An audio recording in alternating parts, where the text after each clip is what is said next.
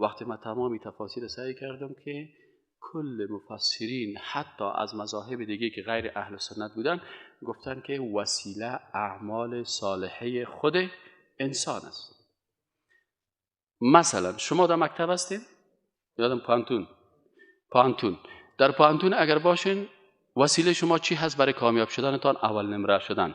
وسیله تان درس خواندنتان است، چپتر گرفتن است، در صنف حاضر شدن است، حاضری دادن. این کل اعمال صالحه خودتان در ختم سمستر استاد ارزیابی میکنه. من استاد هستم، نشته میکردم در ساعت‌های درسی من کلش حاضر بود، بنابراین فیصدی حاضریش خوبش است، فیصدی روزانه‌اش خوب است، در صنف مشارکت میکرد، اخلاق خوب داشت، جنجال نمیکرد، مشکل نداشت، کتابچه داشت، قلم داشت، چپتر داشت، سوالایی که برای جواب گفت، کار خانگی روزانه را داشت، سوالای خیلی.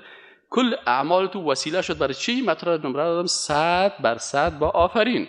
پس این وسیله شد. این وسیله میگه. واسطه چی رو میگه؟ که تو هیچ این کارا رو نکنی و بری یک استاد دیگر، یک رئیس، یک وزیر واسطه بری و بگی مرا اول نمره بساز. این شد وسیله در دنیا، این شد واسطه در دنیا. در آخرت عین گپ است. وسیله ای است که تو اعمال نیک میکنی، خوبی ها رو میکنی. والعصر ان الانسان لفی خسر الا الذين آمنوا وعملوا الصالحات وتواصوا بالحق وتواصوا بالصبر. کلش انجام دادی، ایمان آوردی، اعمال صالحه کردی، دعوت کردی، کارهای حق کردی، بنان این وسیله تو شد برای نجات در روز قیامت و در روز قیامت اعمالت باز میشه.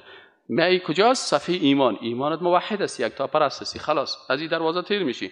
می در اعمال صالحه، ای عمل ایمان بدون سبون شعبه 70 چند شاخه های ایمان کلش عمل کردی، در دعوت دیگه خلاص این وسیله تو میشه. وابتغوا الیه الوسیله، یعنی به الله شما با ایمان و اعمال صالحه و دعوت شما چی کنید؟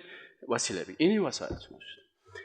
بعضی کسا این وسیله رو ترک میگن، واسطه میکنن، نماز نمیخواد، روزه نمیگیره، اونجا اذان میتاده، شاید میشه که الله اکبر حی علی الصلاه حی علی الفلاح. این صاحب کت معشوقه جرابات پایش از سرخی سفیده و آرایش کدگی هست و این دیگه هم صاحب برجی غیرت دپالیش هست، قرار صدا چی هست، شاید شمشیر جان وارد جنت ببره. پس او واسطه‌جویی هست، او چی هست؟